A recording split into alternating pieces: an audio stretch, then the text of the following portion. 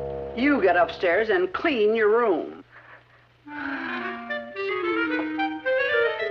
There. That should win first prize.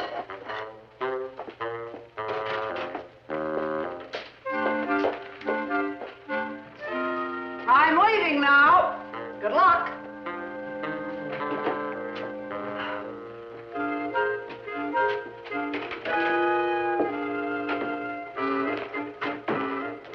Cool.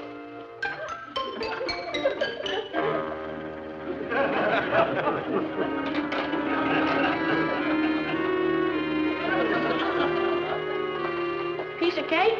Don't touch that. Why not? It's great. We're slashed. What are you complaining about? We're loaded with cake. Do you know what you just did, you coolie? You ruined your mother. What are you talking about?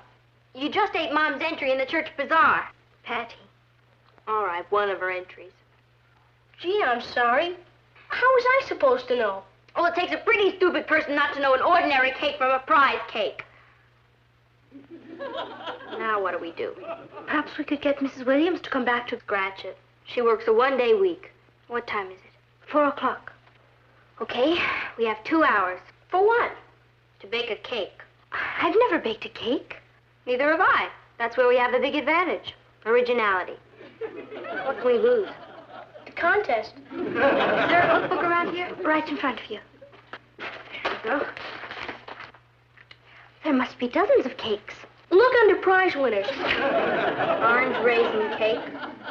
Fruit cake. How about a fruit cake? Mom baked a banana sponge cake with chocolate in it. Don't you think she'd be a little suspicious if it turned into a fruit cake? Tutti frutti cake. Spice cake. Here we are. Banana sponge cake. Kathy, you give the directions and we'll bake the cake. Right. We need 2 9-inch layer pans. Melt 4 ounces chocolate. I'll get the chocolate and the milk. I'll get all the other things. Take a cup of milk.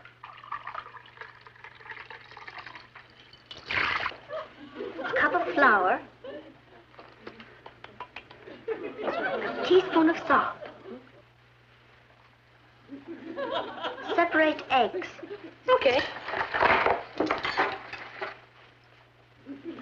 You're a giant.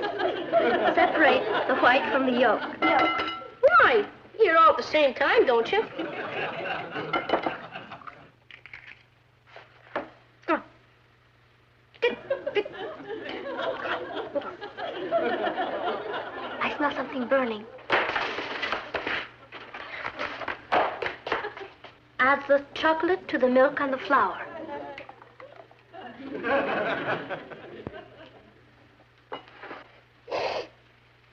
Smells pretty good. I think it's beginning to be a cake. 2 cups of sugar. 2 cups of sugar. What's a tisp of vanilla? A tisp is a teaspoon. Why don't they say so?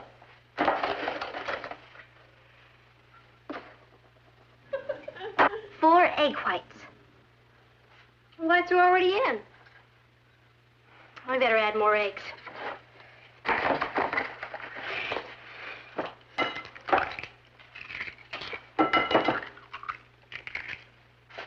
Beat until fluffy, but not dry.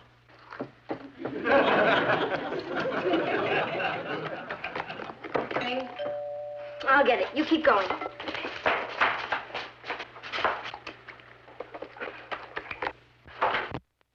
Hi, Mrs. Davis. Hello, Patty. Is your mother at home? No, she's at the hairdresser. Really? Well, I thought she'd be baking her cake for the bazaar. She already baked it. Well, I just dropped by to show her mine and to take a peek at hers. I don't think she'd want anybody to see her cake right now. Oh, is she entering something special this year? Yeah.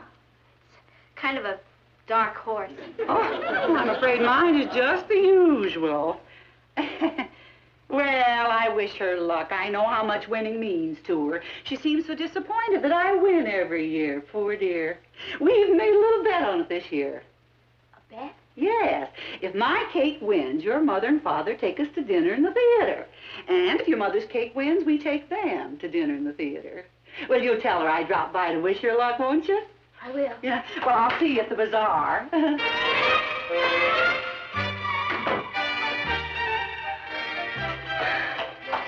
We need a bigger cake. Why? Because Mrs. Davis was just here and she's entering a giant. This is gonna look like a pygmy. Okay. A lot more flour. Milk. Give me some more eggs.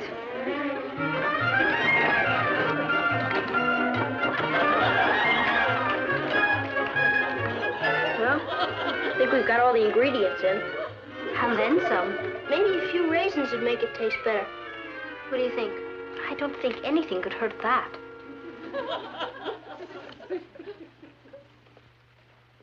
I better get the raisins.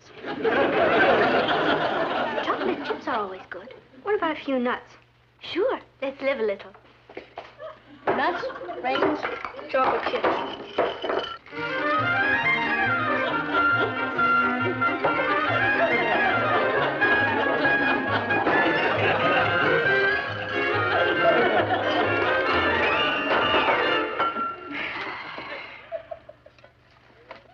I forgot the banana.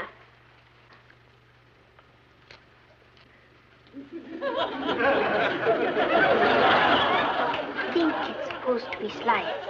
Oh.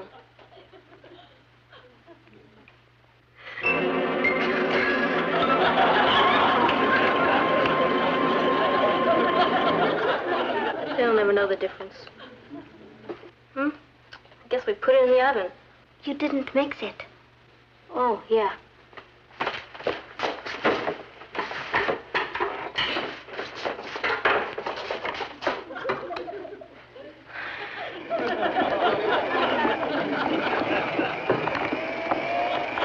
It's working.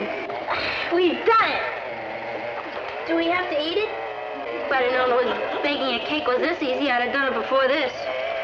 Ross, you go check on the oven, see what the temperature is. 325. Perfect. The batter should be ready.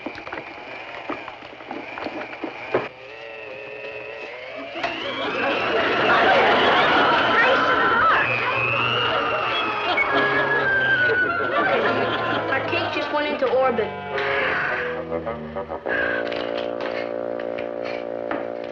Okay, in the oven.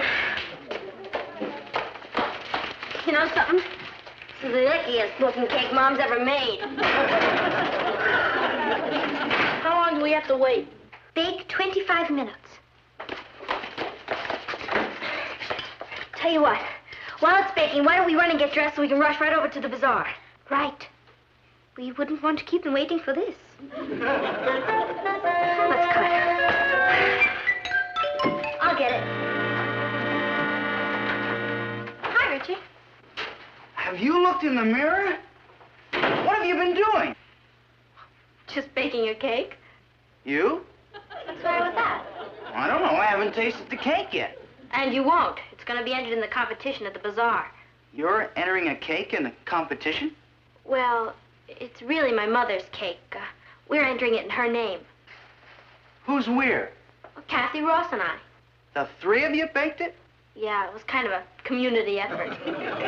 Brother, does your mother know you're bringing all this joy into her life? No, and she mustn't find out. She won't find out from me. I knew I could count on you. And you know why she won't find out from me? Sure, because you're a loyal, trustworthy friend. Wrong, because I'm chicken. I'm not going to that bazaar. But you promised to take me. Patty, you're putting an entry into a contest illegally. I'm not going to become an accessory after the fact. I'll write to you. Bye.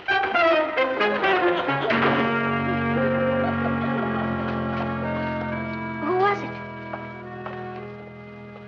Nobody. Men. Richard? Yeah, the cowardly lion. Isn't he taking you to the bazaar? No. He's afraid if he's seen with me, the FBI might crack down on him.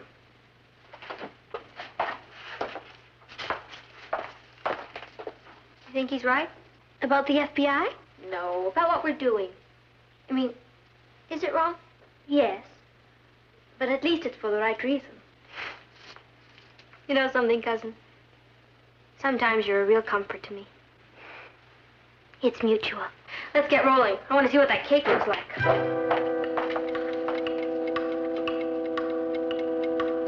1 minute to go.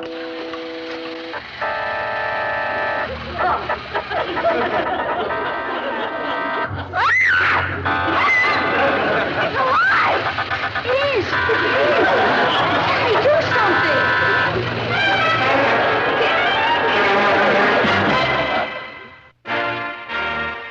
I'll bet it's the biggest cake they get. Yeah. Must have put in too much of something. Maybe we could cut it in half and enter it twice. It won't look so bad once we get the icing on. I forgot all about the icing. All right. Ross, you better get some aprons. Icings. How does this sound? Boiled white icing with cocoa. Terrible. It's gonna taste great. 4 tablespoons cocoa, 2 cups sugar, 1 cup water. Ross, you get the cocoa and the water.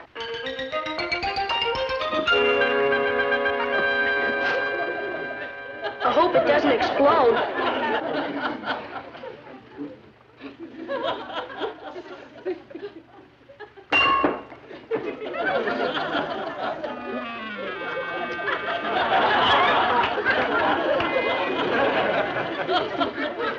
They have a booby price. Let's cut it in half.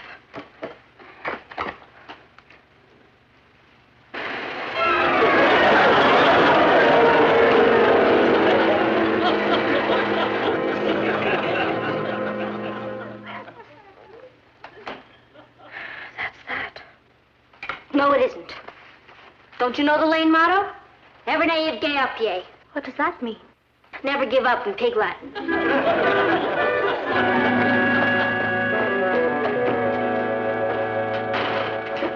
I need a banana sponge cake in a hurry. Oh, what kind of banana sponge cake would you like? Do you have anything good enough to win a prize? Oh, well, all of our cakes are good enough to win prizes. How big did you want it?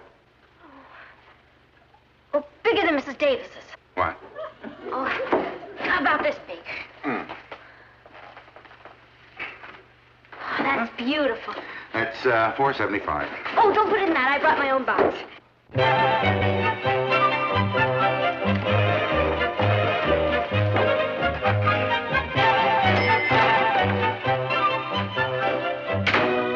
Anybody home? Hello, Uncle Martin. Oh, hello, Kathy. I thought you'd be at the bazaar. We got held up a little. Well, where's your Aunt Natalie? She's at the hairdresser. And Patty? I have no idea where Patty is. She raced out and said she'd see me at the bazaar. Well, I'm hungry. Let's go see what's in the kitchen. No. I'm not hungry? I mean, why don't I fix you something? Well, that's nice of you, Kath, but all I want is some milk and cookies. Well, I get it. No, don't bother. It's no bother. Really, it isn't, Uncle Martin. Kathy, are you feeling all right? Yes, fine. Take the Army engineers to clean up this. Uh-oh. Uh-oh, yourself. How was your day at the office? Fine. How was your day at home? Okay. You know how it is. No. How is it? You tell him, Kath. Tell me what? It's nothing, really. Kath, if you have a problem, I think maybe you'd better tell me. Now, do you? Well, yes and no. Tell me about the yes part. I don't know if I should. But I guess I'd better. You see, it's like this. Do you have a banana sponge cake? Certainly. How big a cake did you want? Bigger than Mrs. Davis's. Anybody home?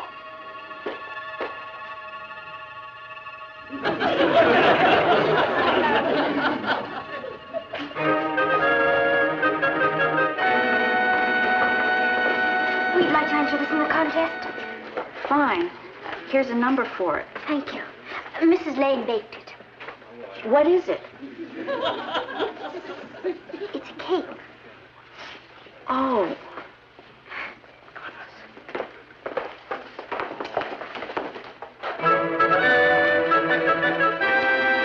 I'd like to enter a cake. All right. I'd like to enter it under the name of Natalie Lane.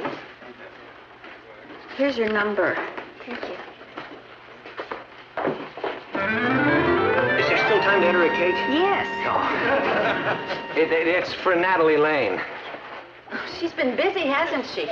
Yeah. Oh, darling, I've been looking all over for you. Oh, have you? Well, I've been looking all over for you, too. I think we'd better get started. Step right up, ladies and gentlemen. The cake contest is about to begin. Hi, Mom. Oh, Patty, did you get my cake here all right?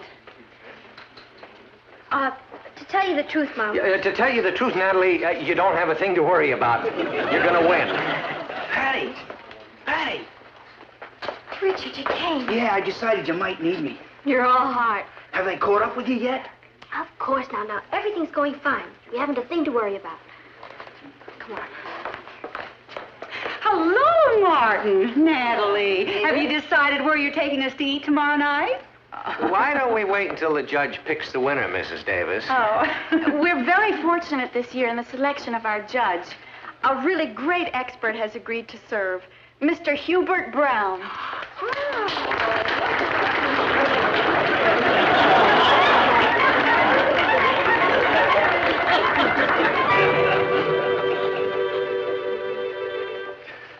Yes. Shall we begin? Mom, let's get out of here. That's a marvelous idea. I'll take us all out for a Chinese dinner. They haven't even picked the winner yet. No, but they picked the loser.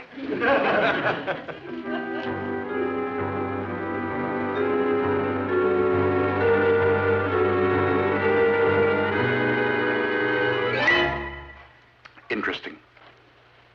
A little lumpy. Better luck next time.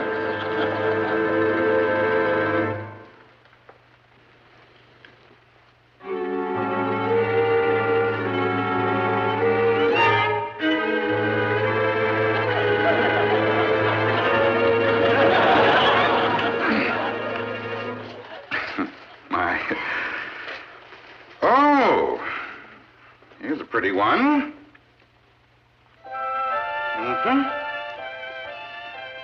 And it retails for $4.75. 6 1/4. Our special of the week.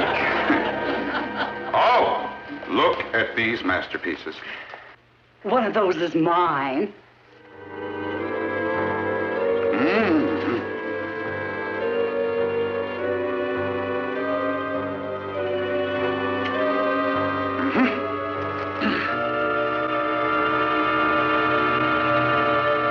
We've come down to the experts. I think one of them's mine. No, it isn't, Mom. I faked out on you. The texture is perfect. Excellent, excellent. Thank you.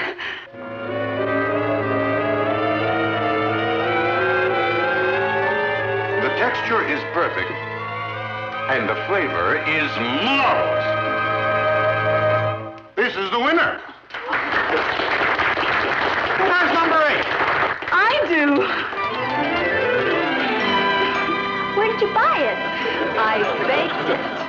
When I got home, I found my kitchen was a disaster area, and then Mr. Brown was nice enough to call and tell me about the unusual run on banana sponge cake. Oh, speech! Speech!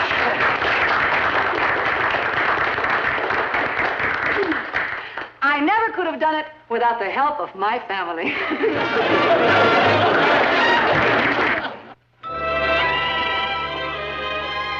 Is that a beauty? And I baked it with my own little hands. With a little help from your mother. Oh, I contributed a little know-how. Come on, the meeting's gonna start in a few minutes. Gee, sis, I sure appreciate your baking this for the Scouts party. Boy Scouts have to eat, too. I hope they enjoy it. They will. We'll all help you.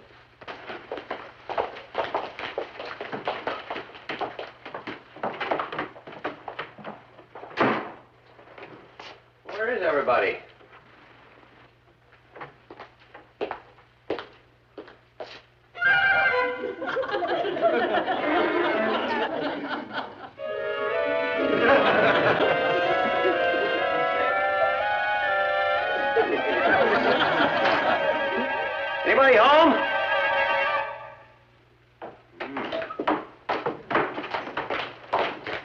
Oh, no!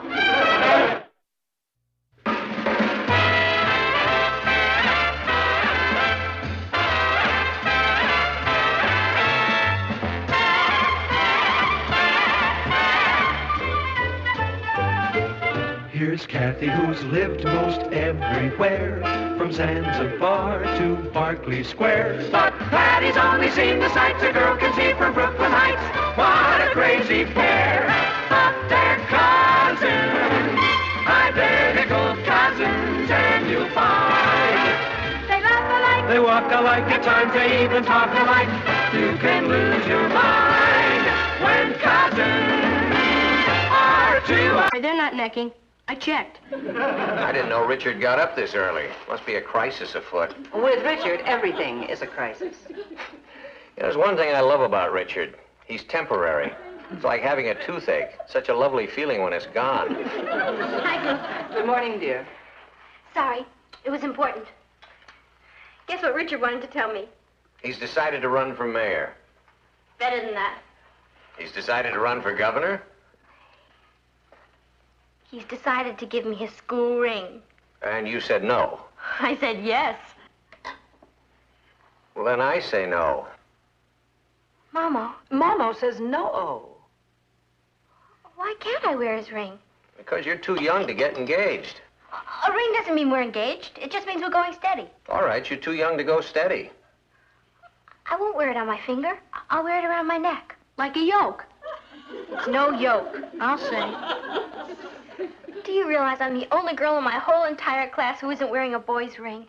Look at it this way. They're all out of step but you. Your cousin Kathy isn't wearing anybody's ring.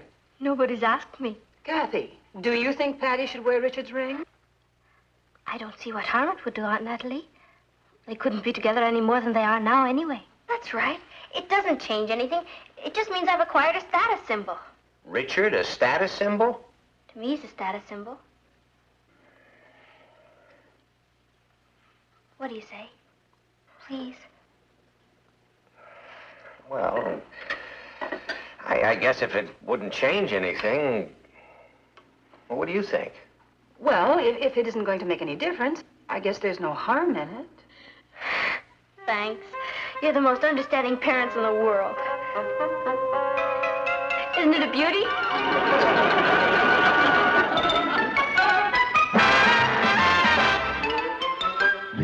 Who's lived most everywhere, from Zanzibar to Berkeley Square. But Patty's only seen the sights a girl can see from Brooklyn Heights. What a crazy pair! But they're cousins, identical cousins all the way. One pair of matching bouquets, different as night and day. Where Kathy adores a minuet, the ballet russe, and crepe Suzette. Our Patty loves to rock and roll, a hot dog makes her lose control. What a wild duet, still they're cousins, identical cousins, and you find they laugh alike, they walk alike, at times they even talk alike. You can lose your mind when cousins are two of a kind.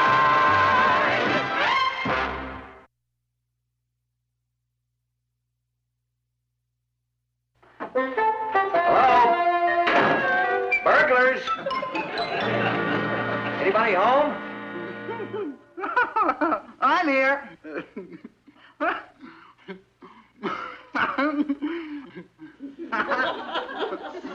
Hi, Mr. Lane. Heidi, hi, Richard. You want some popcorn? You haven't seen Mrs. Lane, have you? She's in the kitchen making dinner. We're having a surprise. We're having a surprise? Yeah, I'm having dinner here. Oh, well, that's nice. Now that Patty's wearing my ring, there's really not much reason for me to leave. I mean, all I have at home are my parents. Well, you mustn't neglect them, Richard. Honor thy father and thy mother. I do. It's just that we irritate one another. Nevertheless, dinner time is when families like to be together. Oh, I know that. And I sure appreciate your having me here. I'll get it. Hello? Patty? Who's calling her? Oh, hi, Billy. Well, there's no point in you calling her anymore. I gave her my ring today. Yeah. Tough luck, old man. Why don't you try Alice?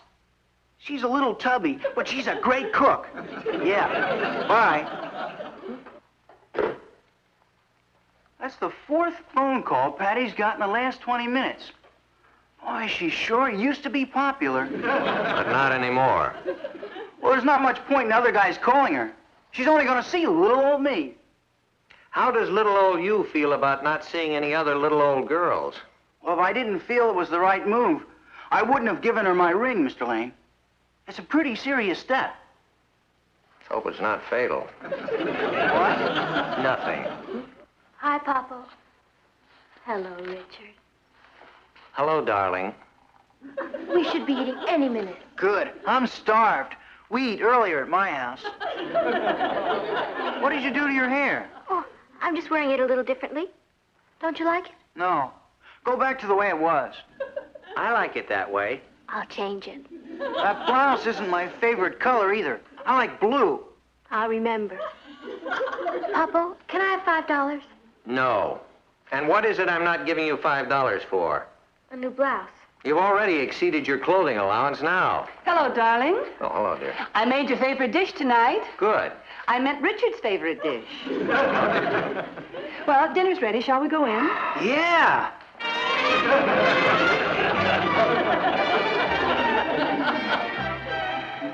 You should have heard him, Natalie. He's monitoring her phone calls, criticizes her hair and her clothes. All this will settle down. It's just the first flush of his feeling possessive about her. What kind of a home life does that boy have anyway? You know, I've never met Richard's father, but 10 to 1, he's trying to imitate him. His father must be a domineering type, one of those natural-born critics. And black-eyed peas give me heartburn. I'm sorry. Richard likes them so, and I wanted to please him for Patty's sake. Tomorrow night, he won't mind if we have one of your favorites. Are you trying to tell me that Richard is having dinner with us again tomorrow night? Patty invited him. No wonder boys want girls to wear their rings. Solves their eating and housing problems.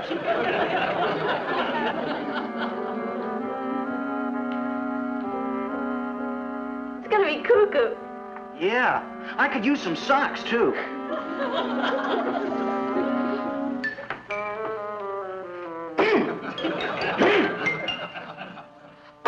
Ow! Wow! Hello? Hi, Greg. Saturday night? No, I couldn't. You see, I'm...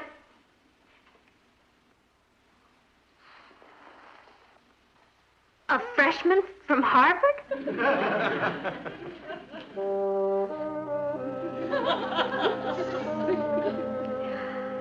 No, Greg, I'm sorry I couldn't go out with him. You see, he plays football. He's the captain of the chess team. He's in town to take a screen test for MGM. Oh, he first wants to finish his medical course. He sounds like a drag. Greg, I'm sorry, but he'll have to find another date. You see, I'm wearing someone's ring. Richard's. What's so funny? Yeah. Wait a minute, Greg. Kathy! Boy, he's got a fat nerve phoning you. Kathy, do you have a date Saturday night? No, but you do now. Hello, Greg? Tell him he's got me. Or the closest thing he'll ever find to me. That's right. My cousin Kathy. Sure, he'll be crazy about her. Well, she can talk to him about chess. And I'll explain to her what a football is. Right. Okay, Greg. Bye. He's taking you to a prom Saturday night. Who is he? Oh, he's not much. He's just a combination of Troy Donahue, John Glenn, and Ben Casey. Thank you, Patty. Perhaps we can double date. No, thank you. There's a big karate match on television Saturday. Yeah. Oh, well, enjoy it. If that's another one of those guys, why don't you tell him just to butt out? Hello? It's for you. Oh, I guess Mom's beginning to miss me. Mom? Oh, hi, Sue Ellen. Easter week? Well, I'm pretty busy. You see, your father's taking a bunch of kids for a cruise on his yacht? Oh, it sounds great, but you're all going water skiing and swimming and... Yeah, I get the picture, but I'm afraid I can't. I've given up yachting. I mean, I've given my ring to Patty. I wondered when you'd get around to mentioning it. Maybe next Easter. I mean, better luck next time.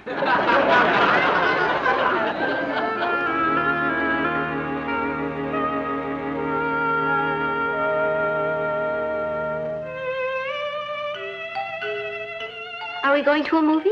Yeah. No. I guess not. You go ahead, Kath. But you two have been sitting in every night. It's very relaxing. I enjoy it. Boy, that was a great dinner. You know, I think I'm gaining weight. Why don't we watch television? Sure, we could tune in Channel 11. They're giving karate lessons. But there's a good comedy show on. What's the matter? Aren't you interested in karate? Of course. But we're watching the comedy show. Well, I'd rather watch karate. Let's not watch television at all. It's all right with me. Excuse me.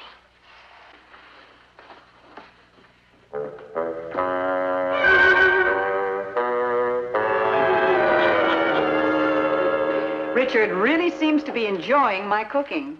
Yeah. I've never seen anyone have 7 helpings of mashed potatoes before. Oh, thank you, Kathy. Has it gone yet? No. I don't like what's happening to Patty. What do you mean? Well, she and Richard seem to do nothing but fuss at one another. I know. They might as well be married. And what exactly do you mean by that? Oh, now, honey, I didn't mean it the way it sounded. You know, Patty's a little young for all this. Why in the world do kids your age want to get tied down? Well, I suppose it also means you get tied up. If a girl is going steady, she knows she always has a date. She never has to be alone unless she wants to be. She has someone to share things with. I just don't like the idea of Patty's not seeing anyone but Richard. Neither do I. What are we going to do about it? So what if I call Richard's father and had a little talk with him? Yeah, that might be a very good idea. What's his father's name? Jonathan. Jonathan Harrison. Hello? Jonathan Harrison? How are you, Mr. Harrison? We were just discussing you. They were just discussing us. You would? Well, Richard's here right now. You'd rather wait until he's left. Just a minute. What's Richard's schedule? I mean, what time does he depart? He'll be going home at about 10 o'clock. Could you come by after 10? Fine. I'm looking forward to meeting you. Bye-bye.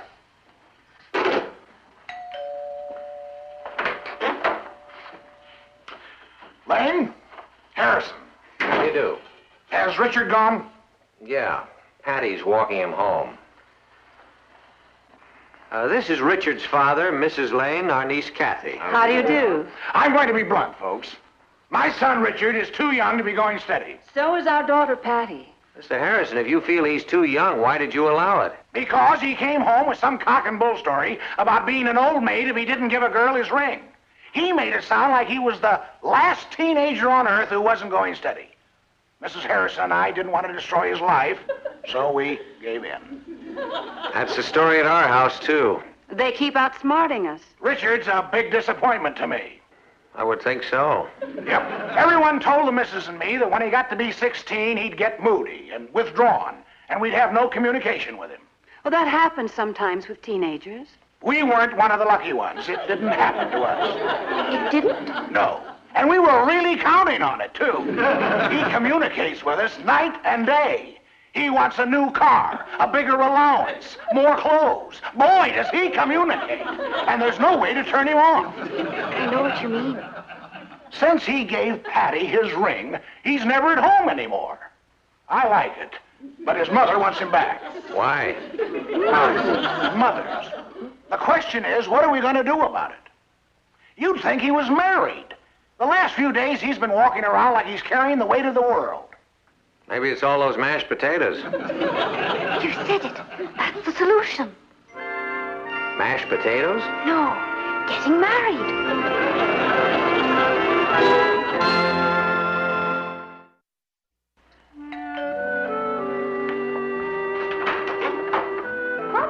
I forgot my key. Oh. Hello, darling. Richard's here. Good, good. It's a beauty, all right. You're a lucky girl. Hey, Richard, kind of grows on you.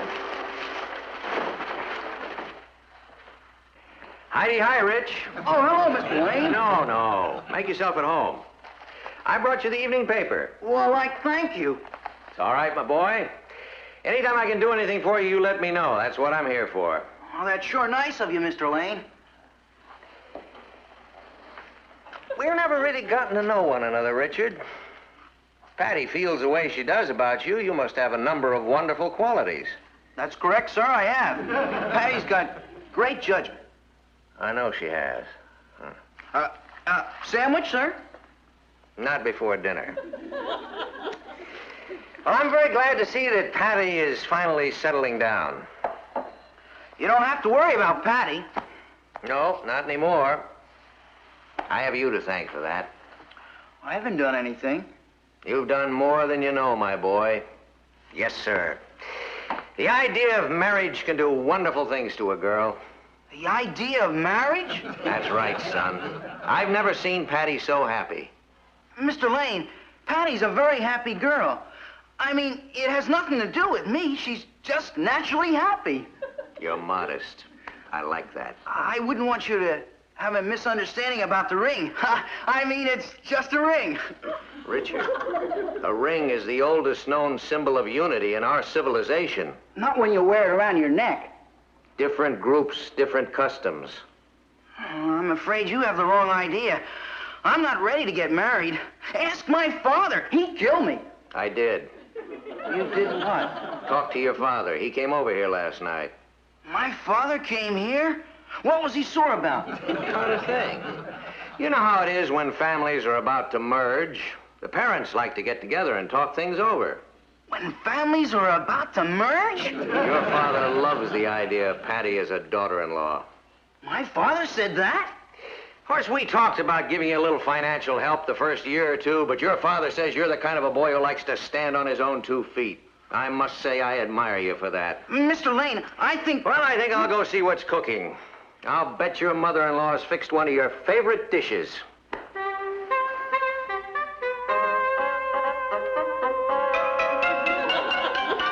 My mother-in-law? We're going to be around each other for a good many years, huh? You know how it is when families are about to merge, son. Parents like to get together and talk things over. I'll bet your mother-in-law is fixing one of your favorite dishes, huh, son?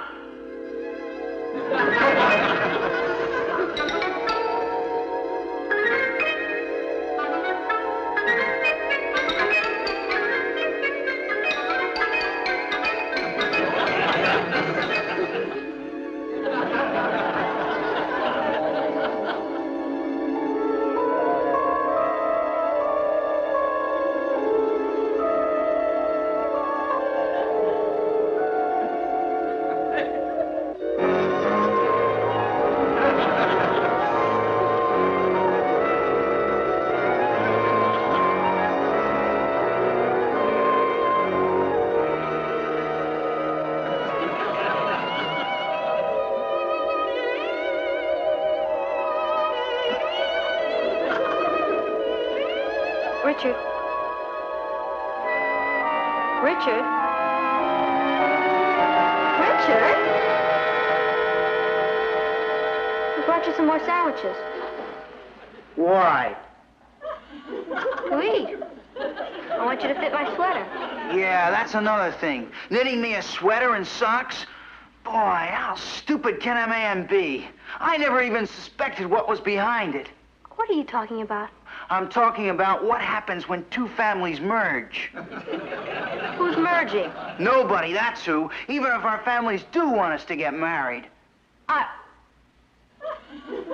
You flipped. Oh, no. My father came over here last night to make the arrangements. He what? That's right.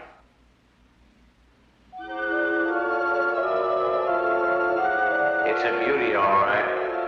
You're a lucky girl. Richard kind of grows on you.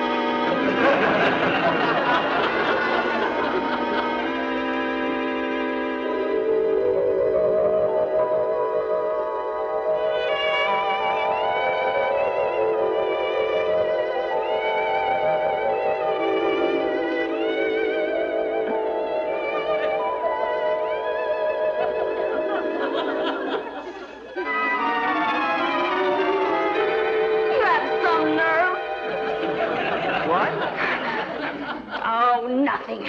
Excuse me.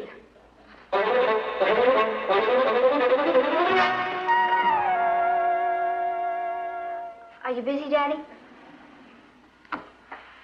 Come on in. Tell me about your problem.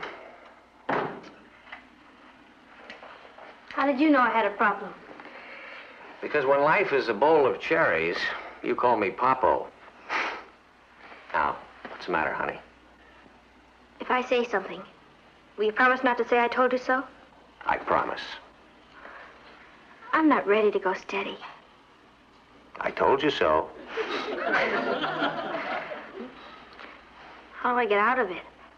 Why don't you simply tell Richard how you feel about it? No, that'd break his heart. I see. Well, we couldn't do that, could we? Suppose that I have a talk with Richard and tell him that your mother and I feel that you're too young to be going steady. That's the coward's way out. Will you do it? I'll be delighted. Thanks, Papa.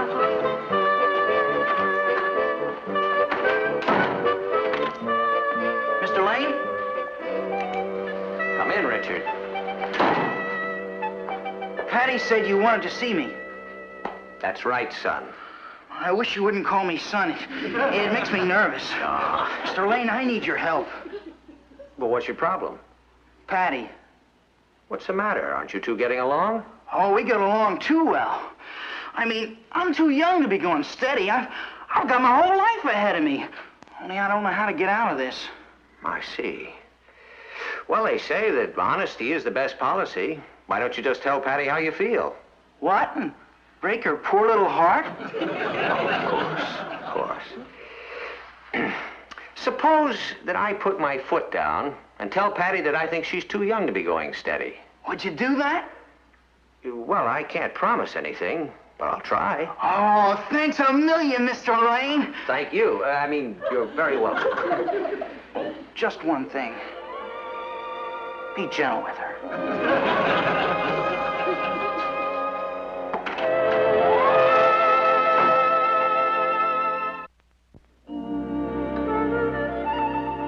Where's Patty? Getting dressed. She's going out tonight. Who does she have a date with? Well, from the parts of telephone conversations I've overheard, it's the president of the senior class, a swimming champion, or a senator's son. The phone hasn't stopped ringing all day. Yeah, it's like old times. Hi, group. You look beautiful. Thanks, Mom. I haven't seen you look this happy in weeks. Ever since Richard took his ring back, I felt like a new woman. For a while, I thought he was going to be my brother-in-law. Gee, I was scared. I think we were all a little scared. That's my date. I better go. He hates to be kept waiting. Patty, bring him in for a moment so we can at least say hello. Sure. I've never seen such a change in anyone. Isn't it lovely? I want to meet this boy. Like, hi.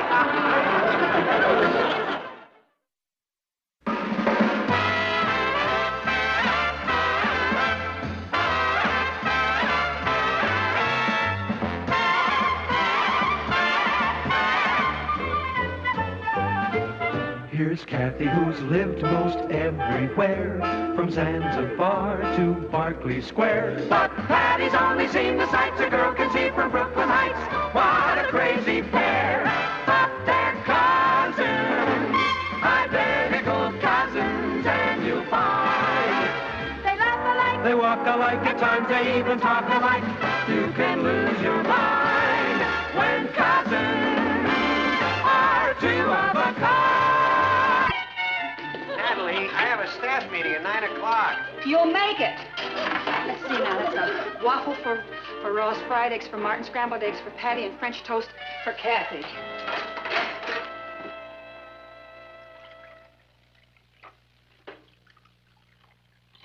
Good morning, ladies. Good morning, Doctor.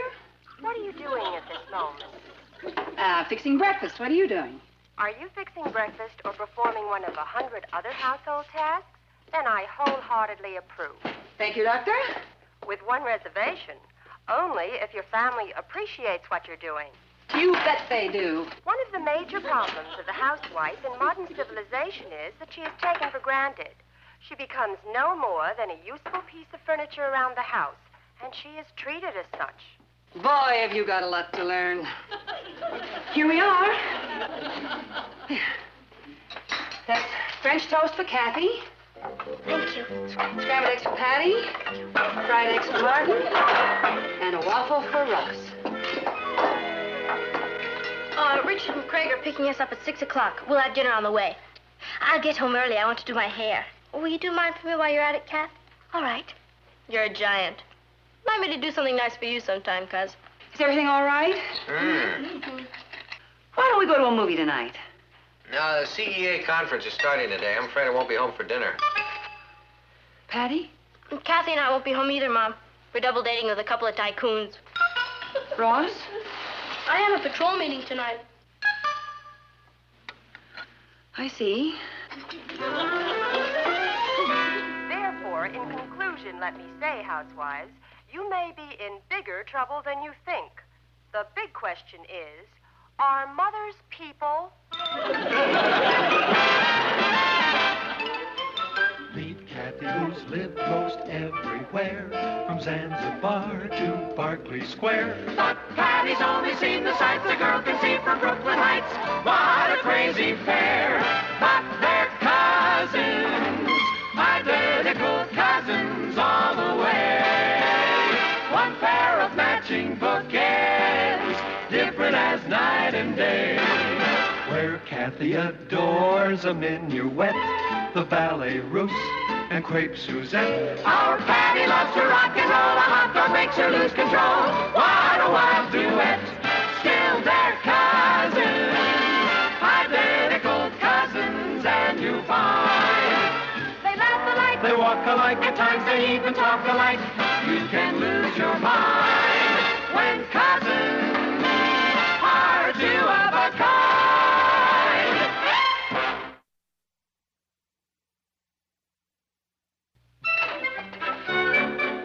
Natalie?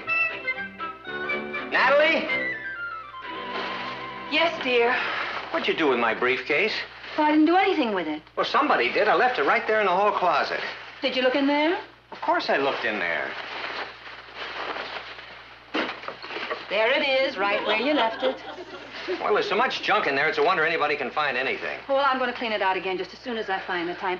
You know, most of the things in there are yours, darling, and a lot of it could go into the basement. Oh, that's a good idea. But not the golf clubs. All right. I'd say we'd better keep the skis up here, too. All right. You never know when it'll snow in the closet. What do you know? My old medicine ball. That could go in the basement. No, I'm going to start working out a little. Hey, there's my old fishing pole. That could certainly go. Let's leave it. You planning to fish through the ice? Well, as soon as I get a little time, I think I'd like to practice a little dry fly casting. Now, this could certainly go somewhere else.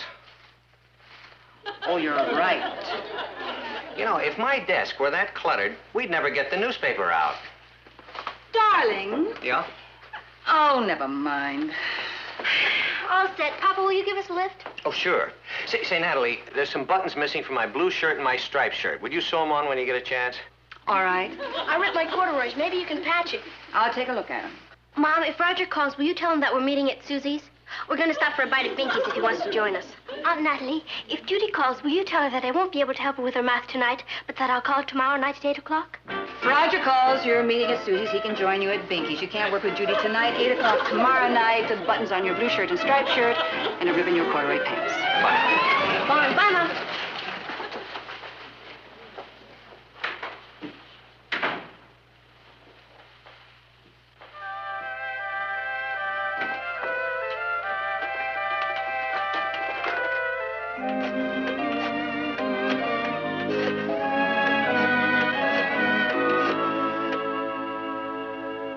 Joan?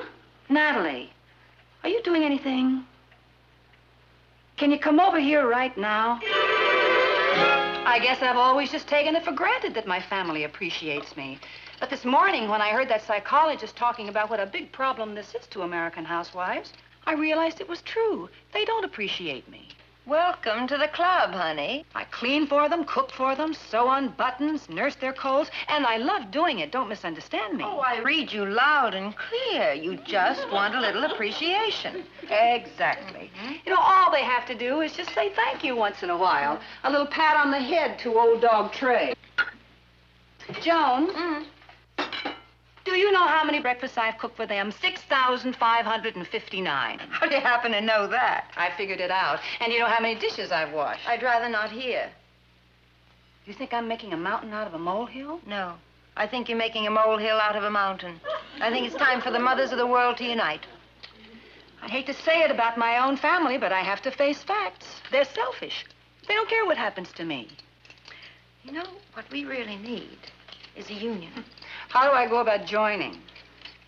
First, we have to plan our attack. You make it sound like some kind of battle. That's exactly what it is. All-out war. Joan, this is my family. I love them. They love me. Of course, but every once in a while you have to give them a little nudge to remind them that you're around, that's all. What am I supposed to do? Go around saying, appreciate me, everybody? There are techniques. I'm afraid I don't know them. Mother will teach you. Step 1. Tomorrow morning, you are going to be so sick. What? Tomorrow morning, you are going to stay in bed. We'll start them off with a little sympathy. It never fails.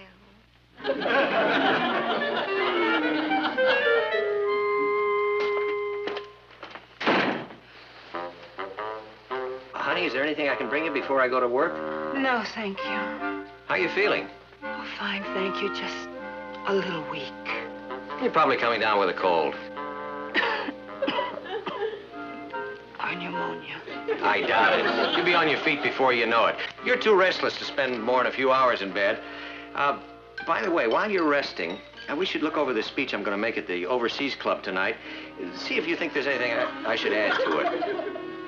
And I'd appreciate it if you would see that my dinner jacket is pressed. And by the way, please call Gilroy's and tell them to make sure my shirt is here by 5 o'clock, okay? Hi, Mom. How are you feeling?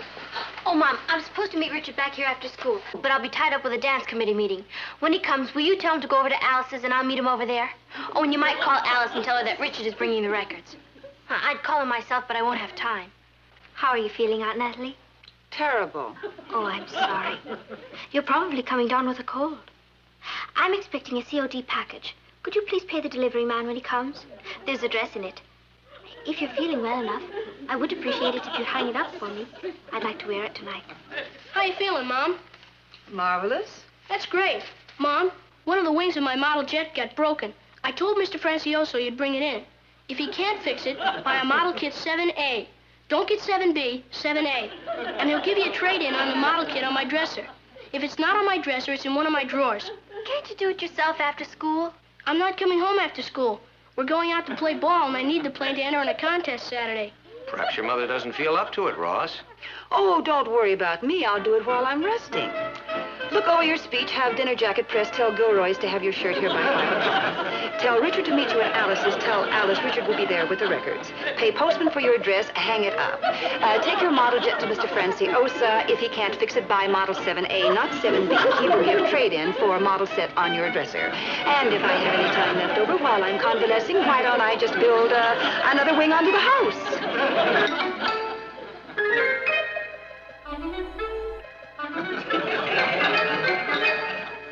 Didn't work? Didn't work. It was one of the busiest days of my life. Oh, they have no feeling for me at all. I'm Gimme Lane. Give me this and give me that. All right, we're going to have to go on to step 2. Could you skip to step 3? I'm getting mad. We're not ready yet for step 3. Now, we're going to have to start work on Martin. You know, when a husband finds the lines in a newspaper more interesting than his wife's lines, it's time to do something about it. Oh, well, Martin has to read the newspapers. It's his business. So are you. When was the last time you wallowed in a beauty parlor? I was at the hairdresser's 2 weeks ago. I said wallowed.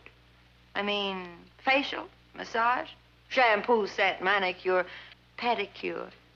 Wallowed. I see. And it wouldn't do your morale any harm to be sporting a new French dress with some heady perfume to match. Well, that'd be very expensive. That's his problem. Uncle Martin, what's the 7-letter word for ill-tempered? Testy. No, that's 5. I think it begins with a G. Grumpy? No, that's only 6. Watch this go. Ross, will you be careful? This is a small airport. I'm going to join the Air Force when I grow up. Oh, I'll bet they can't wait. I wasn't talking to you. Hey, can't the two of you behave in a more civilized manner toward one another? I apologize. I consider the source, and I accept it. Well, you're a gracious monster. Neither of you means a word of it. You should have heard Ross leap to your defense when Pinky Miller said his sister was prettier than you.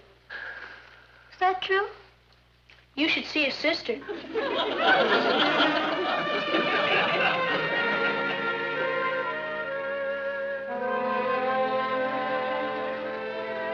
Good evening. Hi, Mom. Hi, Mom. Hi, honey. What time are we eating? Is that all you think about, eating? Well, I only asked because we have an editorial meeting tonight and I have to get down to the paper. Dinner isn't going to be ready soon. I'll have a sandwich out. Of course, I don't want you to eat out. I'll fix something right away. I have a date, too, Mom. I'm going bowling. I'm afraid I don't have much time either, Aunt Natalie. I promised Nancy I'd help her with her homework. Well, it looks like we all have a problem. You know, Natalie, you really ought to organize your time better. Well, if businessmen ran their businesses as haphazardly as the average home is run, nothing would ever get done. I'm sorry. Let me get out of this rag and I'll go fix dinner. What's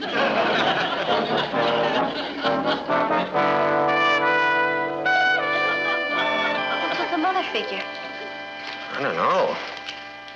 Gee, she's been acting awfully touchy lately. She reminds me of an old snapping turtle I used to have. You don't suppose she's sick, do you, Uncle Martin? I've never seen her act like this before. Maybe she's just getting old. You know how old people are. No, how are we? Grouchy. That's it. That's what? The 7-letter word. Grouchy. Auntie? No, thank you. Joan, are you sure we're doing the right thing? Certainly. Will you just leave everything to me? Step 3 always works. What happened to steps 1 and 2? I'm telling you, step 3 will work. It's almost 10 o'clock. They must be worried sick. That's the whole idea. By the time you walk in that door, they'll have the whole Brooklyn Heights police force out looking for you. I never did anything like this before. I didn't even fix dinner for him. I feel like a criminal. For heaven's sakes, will you stop worrying about everybody else and start worrying about yourself a little? It's all the same thing. They are me. So are you. And it's time they realized it. I really must go. All right. If you want to be an unappreciated household drudge for the rest of your life. Pour me some more tea.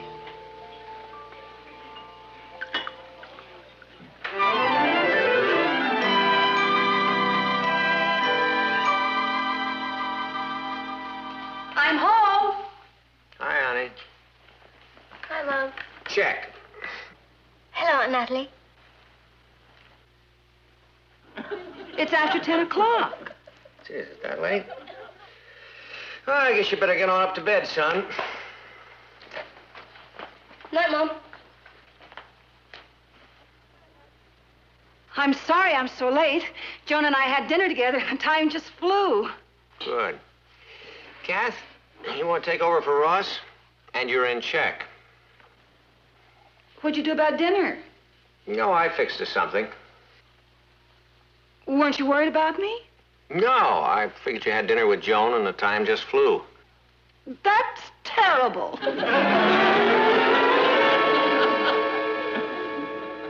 What'd I say? Papa, I think we have a problem.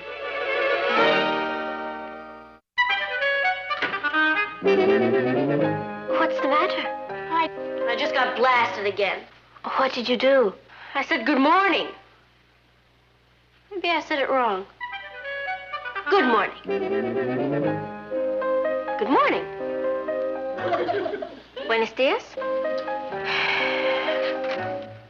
I wish somebody'd write a book on the care and feeding of parents.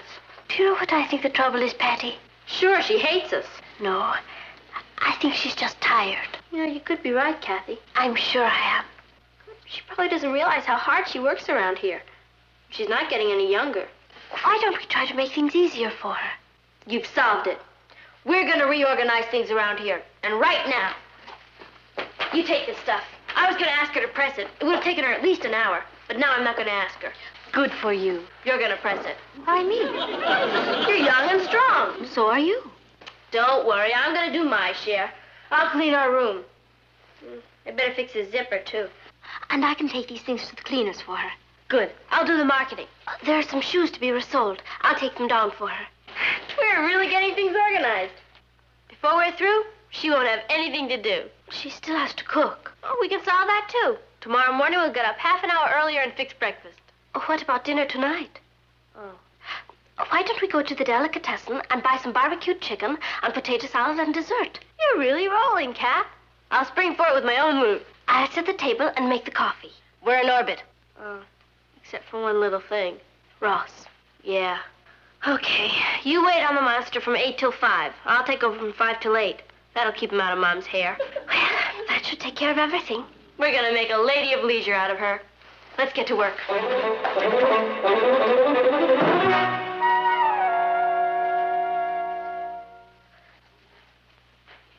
Why, it's all clean.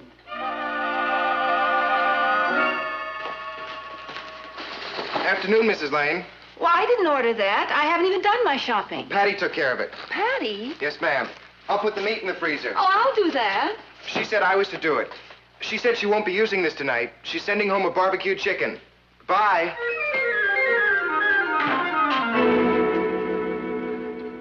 Well, if everybody's finished eating, I'll clear the table. I'll get the dessert. I want to add some chocolate sauce to it. Boy, that's one of the best dinners we've had in a long time. Natalie, you haven't eaten anything. I'm not hungry. Excuse me. Looks like your plan isn't working very well. Not only that, but it's giving me indigestion. Boy, that chicken tastes like boiled cardboard. I don't know what to do, Papa. Nothing we do pleases her. At least my turtle was friendly some of the time. Uncle Martin, Have you tried asking her what's wrong? Over and over. All she says is, oh, I'm fine, thank you. You can see icicles forming over every word. I don't know what she wants. A vacation. What? Mom needs a vacation.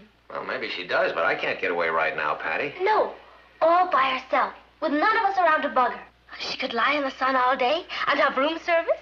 Yeah, and she'll go swimming and fishing and boating. Maybe I'll go with her. I think we should stick to the original plan. We'll give her a week's vacation just for her. Yeah, maybe that'll make her smile again. Let's go tell her the good news. It's unbelievable, Joe.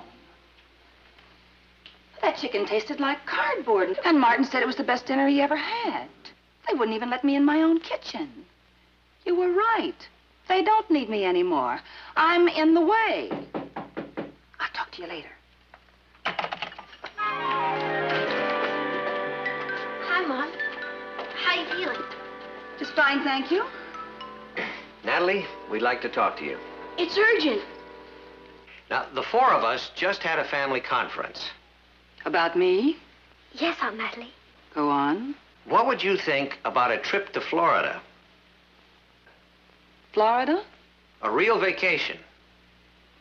Nothing to do but lie around in the sun and fish and swim. And shop.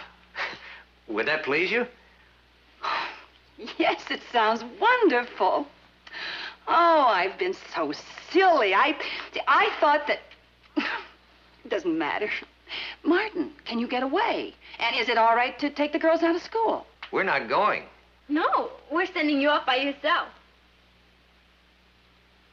You sending me away? Yes. Won't it be lovely? It'll be a great vacation. You can stay down there for a whole week, all by yourself. A week? Why not 2 weeks? Or a month? Or maybe I'll never come back.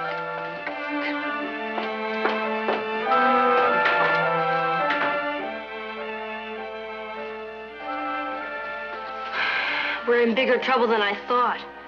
What's the matter? I just came from Mom's room. Her bed is covered with travel folders. What's wrong with that? They're for around-the-world cruises. She wouldn't do that. She's taking enough suitcases for a safari. Could she be angry with us? With us? Don't be silly. We've cooked for her, we've cleaned for her. I wonder if she appreciates us. Perhaps she thinks we don't. No. What? Just a silly idea. She's a big disappointment to me. I didn't think she'd go. We all told her to go. Well, she didn't have to listen to us. You know that line from Shakespeare? There's something rotten in the state of Denmark? Hamlet. Well, there's something rotten in Brooklyn. Your average red-blooded American mother just doesn't walk out on her family. It's un-American. We're not going to let her do it. Never mind me. How could she do that to a poor little kid like you? Yeah. Listen, maybe we could pay her to stay. She can't walk out on us. And we're going to tell her so. I've given them the best years of my life, and now they're through with me. They can't wait for me to get out of here. Well, they're not going to get rid of me that easily. Where is she? She's in her room. Oh, we've made a terrible mistake. We can't let her go. We've got to stop her. Right. You're not going. We need you, Aunt Natalie. We can't get along It's without my you, house, Mom. and I am not leaving. What did you say? I said I'm staying here with my family. You mean you want to stay? Of course I do. I live here. But you've been acting as though you hated us. I thought you hated me. I haven't heard one kind word from any of you in years. You're kidding. Look, I love doing things for all of you. All I wanted was just one little thank you.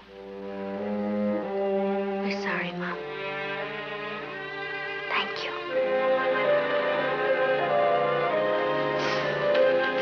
Thank you. Thank you.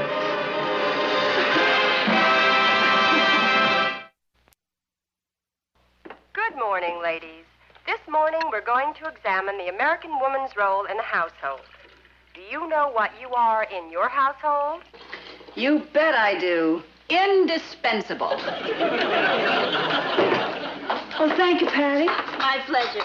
I'll help you with the dishes and then Oh, I'll take care. you run along and meet Richard. Are you sure? I don't mind doing them. Thanks, darling. Neither do I. You know, Mom, I guess I never really stopped to think how much you do around here. It never quits, does it? No, it never quits, and it doesn't pay much, but the fringe benefits are great. Thanks, Mom, Oh, what? for being so great. I guess we all take a lot for granted sometimes. We forget to say thank you, so.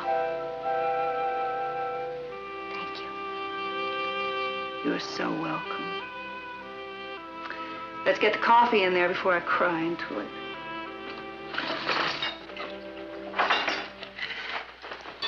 Gee, these are the best waffles I've ever tasted, Mom. The eggs are delicious. I love the French toast. Even the milk is great. Okay, don't overdo it. We just wanted you to know that we appreciate you. We may not always remember to tell you, but we do. Thank you. Oh, by the way, honey, would you check with the laundry and ask them to stop starching my collars? And there's some buttons missing again. I promised Ted I'd lend him my atlas. Would you please tell him there's 2 maps he's looking for on the back pages, near the index? Mom, I broke my shoelaces. And while you're out getting some, would you please tell Mr. Francioso I've changed my mind about that model kit 7A? Take it back and get C16. That's the big job. Oh, Mom, I'm bringing Mary and Alice by for dinner. Alice doesn't eat veal, and Mary doesn't eat broccoli. Oh, and if Richard calls, would you tell him that I can't meet him at the library, but I'll see him at the mall shop at 4 o'clock.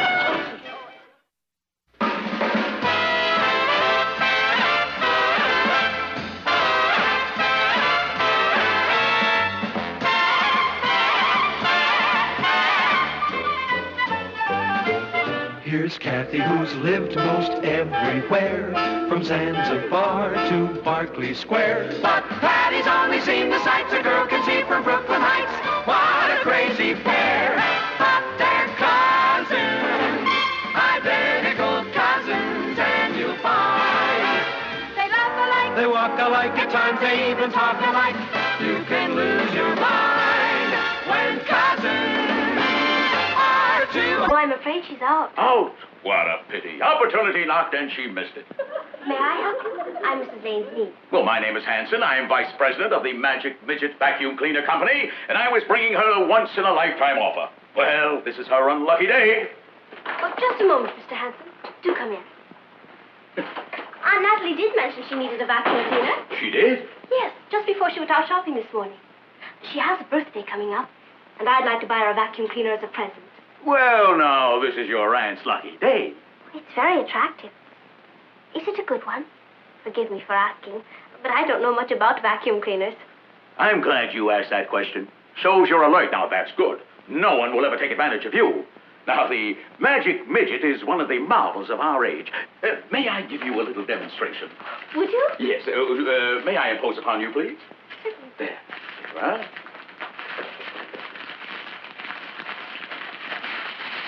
What are you doing? Oh, don't worry. I'm just giving the Magic Midget his breakfast. Now, you watch this. From now on, your aunt will be able to spend her mornings in bed, afternoons at the beauty parlor, and her evenings at the opera. By this marvelous contrivance will free her from the drudgery of her household chores. I'll buy it. If it isn't too expensive. It's only $29.50. Isn't that very inexpensive? Now, I'm glad you asked me that question. Oh, I can see it's going to be a pleasure doing business with you. Now, the Magic Midget sells far below any other brand on the market today. Now, how can we afford to practically give this machine away? Low overhead. I'll go get the money. Just a moment. You haven't seen everything yet.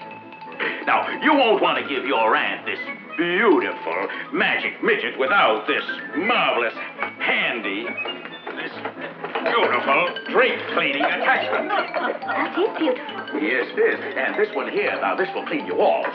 And this one here, this will clean the couches under the sofa with that. And this one will clean your dog. I've got one here that'll clean your clothes. I got another one here that'll clean inside your dresser drawer.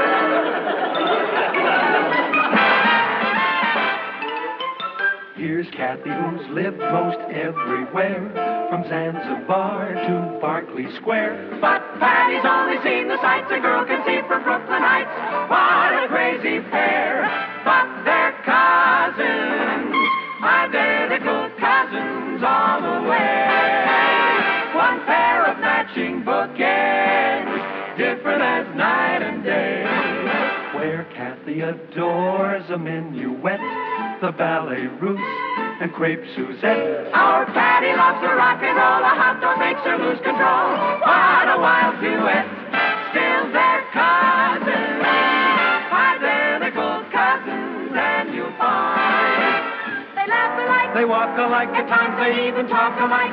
You can lose your mind when cousins are two of a kind.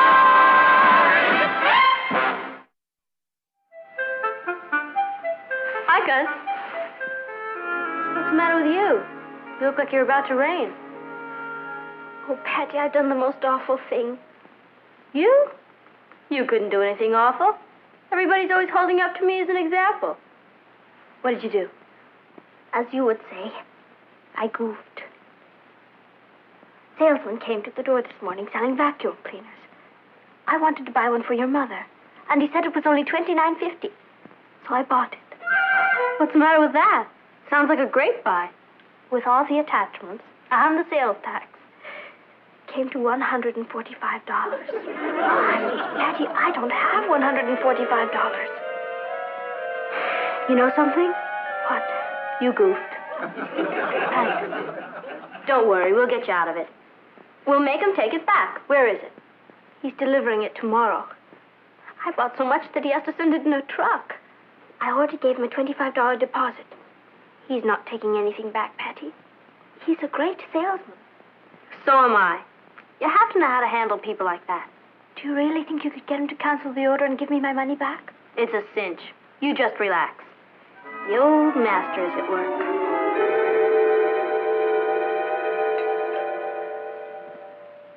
Kathy, I have to handle this myself. You wait upstairs. Are you sure?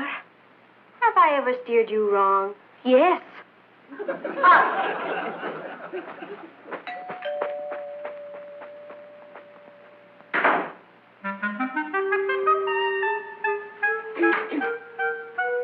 Good morning, young lady.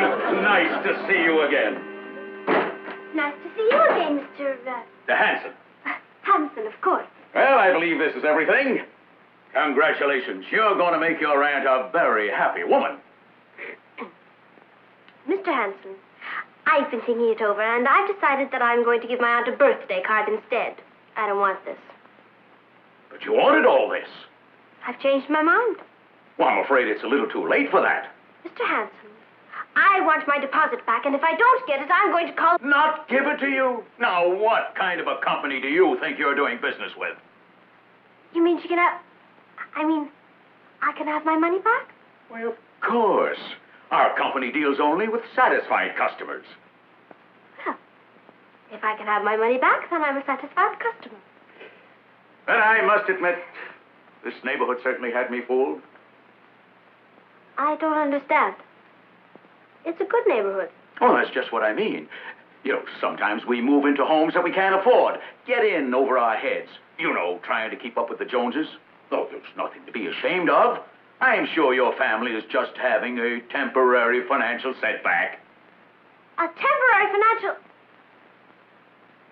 Mr. Hanson, I'll have you know that my family can afford anything the Joneses can afford. More. My father is very successful. He happens to be... I'm sorry. I couldn't sell all this stuff to you now. My conscience wouldn't allow it. Now, if things are really bad, there are some welfare agencies that... Just a minute, Mr. Hanson. Let me tell you something. So, you don't have to come up with $145 anymore. Good. It's $165. I bought another $20 worth of accessories. You what? I had to do it, Kathy. The honor of the family was at stake. Either that or he's the greatest salesman I've ever met. Patty, we have to find him and make him take this back. Forget it. I signed the order and wrote in it that I was over 18, so it would be legal. I wanted to make sure he couldn't take it back. I trusted you. The trick is not to panic. Do you know what we're going to do? Panic. We're going to go out and sell that stuff. Who'd want to buy it?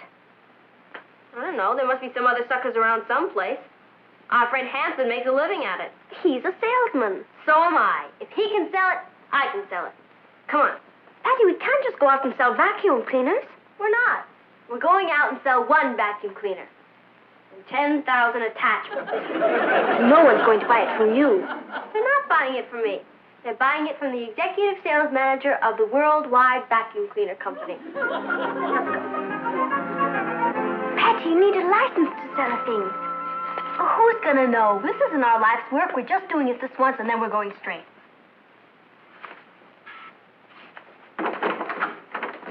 Can I help you? No, sir. We're here to help you. As a matter of fact, this is your lucky day, Mr. Rogers. We have here a little vacuum cleaner Vacuum cleaner? Patty, let's go. Well, I was going downtown to buy one Saturday. Well, we're gonna save you that trip, Mr. Rogers. Come in. Is it a good vacuum cleaner? I'm glad you asked me that question. This is the greatest electronic marvel of the age. We'll give you a demonstration. Kathy?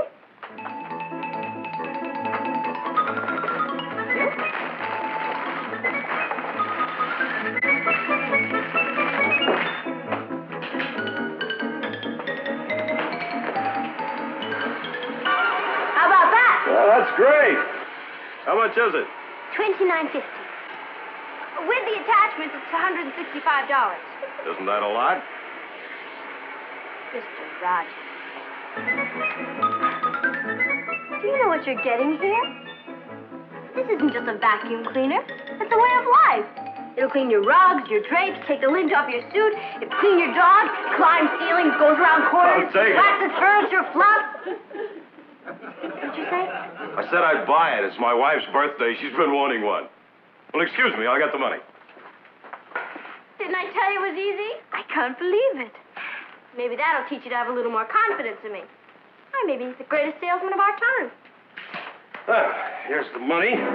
You'll just give me a receipt. Why, where are you going? We just remembered another appointment. What about the vacuum cleaner? Oh, you wouldn't want it. We've been having an awful lot of trouble at the factory with it. We'll come back when we have the bugs ironed out. Bye! Patty, we'd better stop this. We're going to get into trouble. Oh, we can't quit now. We have to get rid of this stuff. Who do you think you're going to sell it to? Whose name is on the bell? Mr. J. Appleton. Bingo. Ring it. What do you want? We want you, Mrs. Appleton. May we?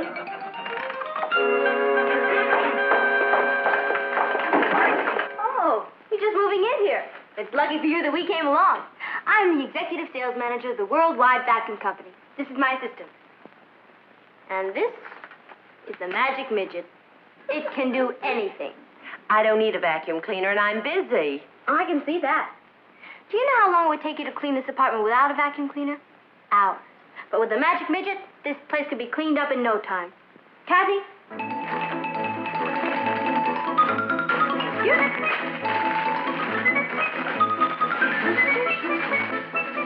Miss! What are you doing? I'm glad you asked me that question. There's no need to worry, Mrs. Appleton. The Magic Midget will pick this up in a jiffy. Stop that! Oh. This is really going to open your eyes. A little more dirt here. You clean that right up. That's exactly what I intend to do, Mrs. Appleton. Where's the outlet? There's no electricity.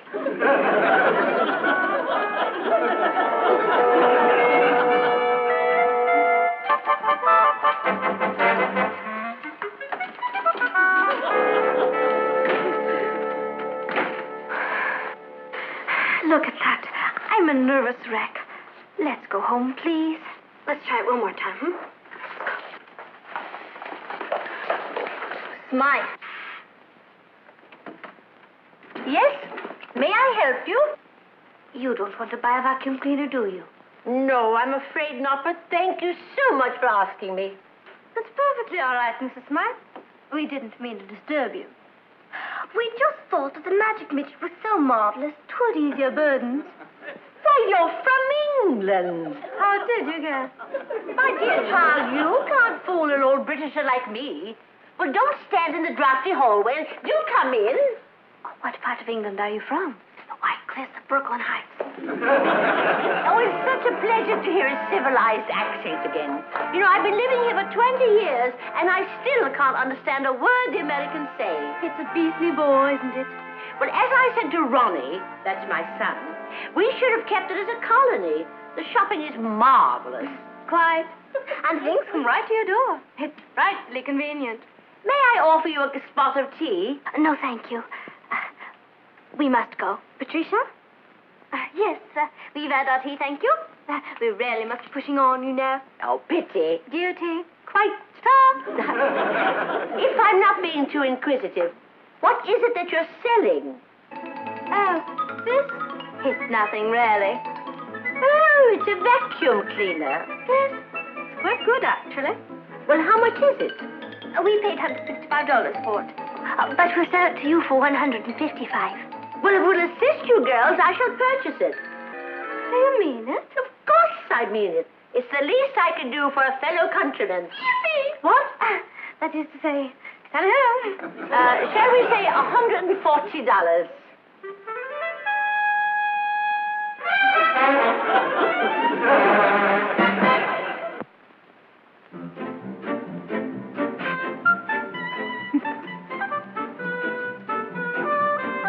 Nice to see such joy around. You want to let us in on it? We're just happy, Uncle Martin. Yeah, I can see that. Where have you two been all day? I haven't seen you. We just had to get rid of something. Hey, looks like my editorial is finally bringing results. What do you mean, dear? You remember the editorial I wrote last week on the phony door-to-door salesmen who cheat housewives? Well, the police are beginning to crack down on them. Seems to be a new teenage gang operating. Policemen reported that 2 teenage girls tried to sell them a vacuum cleaner. A woman reported that 2 teenage girls came in and ruined her apartment and then fled. According to a 3rd report, the girls seemed to be 2 English girls. More coffee? No, thanks. It's good dinner, though. Well, if you'll excuse me, I'd like to do some work. You know, I think I'm going to crack down on this teenage gang. I wouldn't be surprised if there was a Fagin behind them, supplying them with materials and putting up the money. It could be just 2 innocent teenagers. I doubt that. Anyway, the police will catch up with them.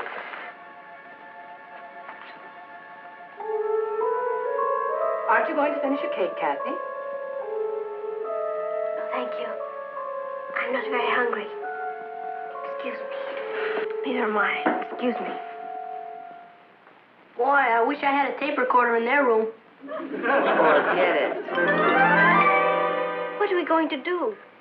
We're going to go out and buy the vacuum cleaner back. Then we'll be stuck with it again. It's better than having our pictures plastered in every post office.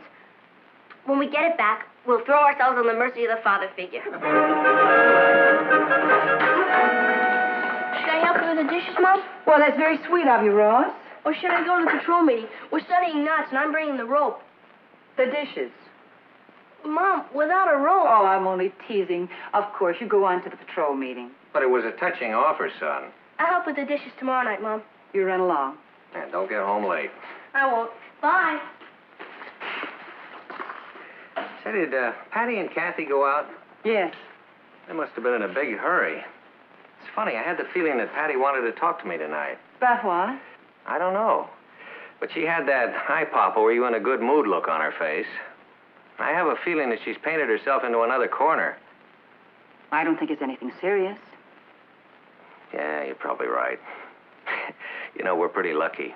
I mean, they're both such nice girls. Just think they could have turned out like those teenage racketeers who are victimizing the neighborhood.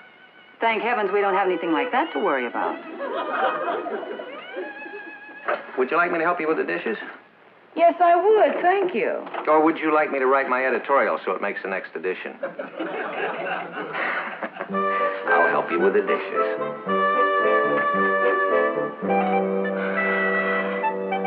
Why don't you go in and buy it back from her? You speak her language.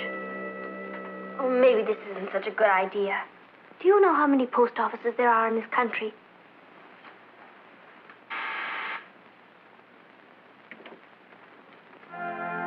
So, you've come back to the scene of your crime. Yes, ma'am. May we come in?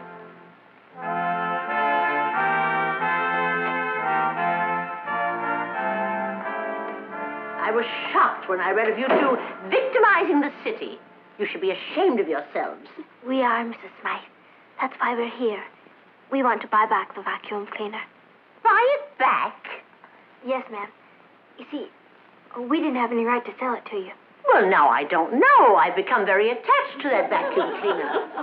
Here's $140 back. Oh, I couldn't part with it for that. What do you mean? Well, it's such a pretty little machine. I couldn't part with it for under $150.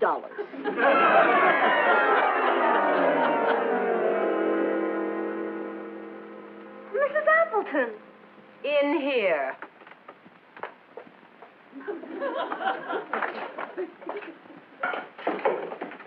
Got the electricity back on. Not for you, it isn't. First you get a broom and dustpan, and then you start using soap and water.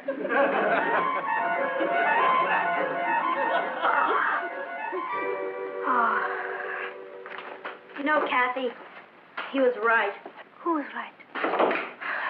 The man who first said crime doesn't pay. I can feel muscles I never knew I had before. Even my aches have aches. I'm sorry, Patty. All this was my fault. I should never have dragged you into it. You didn't drag me. I jumped. I had this kooky knack for taking a little bit of trouble and turning it into a disaster. What are we going to do? Well, there's always the Foreign Legion. Perhaps I could borrow some money from Ross. Old Flintheart? Forget it. No. What we need is something daring. Patty. Imaginative. Patty. Bold. Patty. Yeah? No. That's how we got in all this trouble. Being bold. Well, do you have any better ideas? Yes. We're going to see your father. You don't have many ideas, do you? At least it's honest. I'm going to see him. Are you coming with me? You know I am. I can't let you go into the lion's den alone. Your father's very understanding, Patty. Oh, that's what I'm afraid of. He'll understand the whole thing. I hope he's in a good mood. There's only one way to find out. Yeah, we could write a letter and ask him. How about this? Papa, do you want to laugh? We're wanted.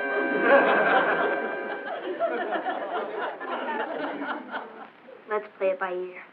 Come on.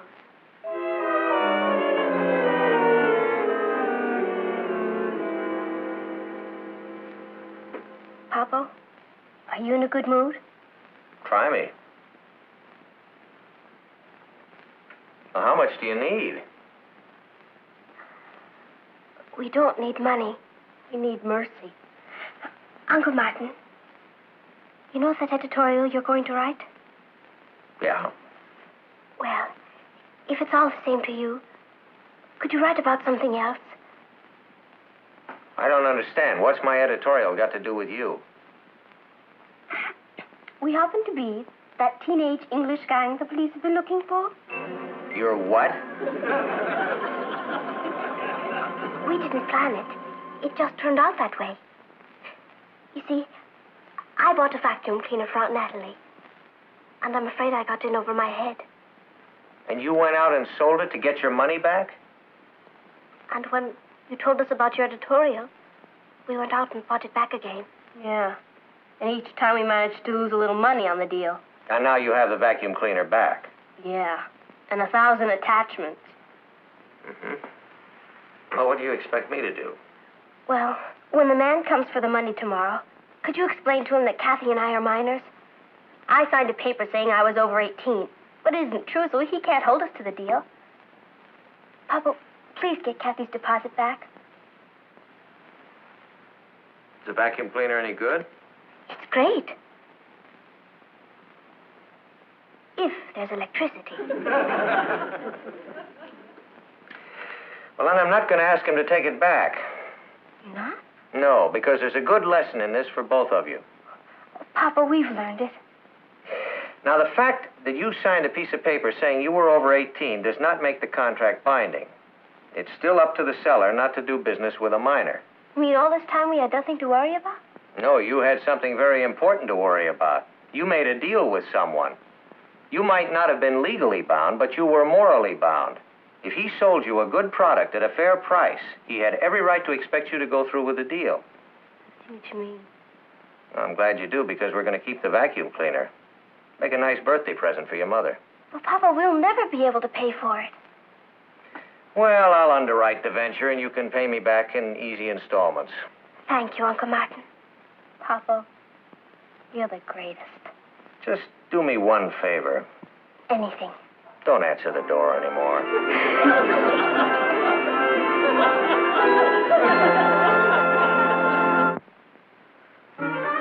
Hurry up, she'll be home any minute. I've never seen so much junk before in my life. How clean can a house get? It's better than using soap and water. Now remember, when she gets here, try to look natural, and we'll surprise her with all of the attachments at once. Right. Here she comes.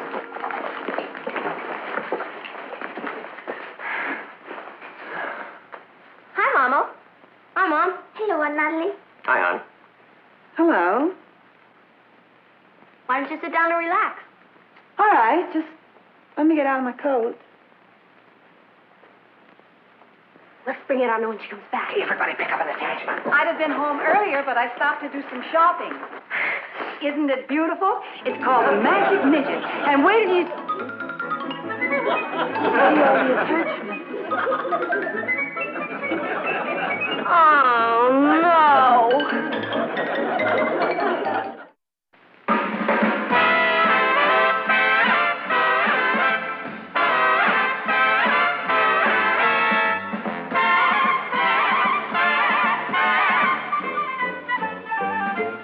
Here's Kathy, who's lived most everywhere, from Zanzibar to Berkeley Square. But Patty's only seen the sights a girl can see from Brooklyn Heights. What a crazy pair! But they're cousins, identical cousins, and you'll find they laugh alike, they walk alike, at times they even talk alike. You can lose your mind when cousins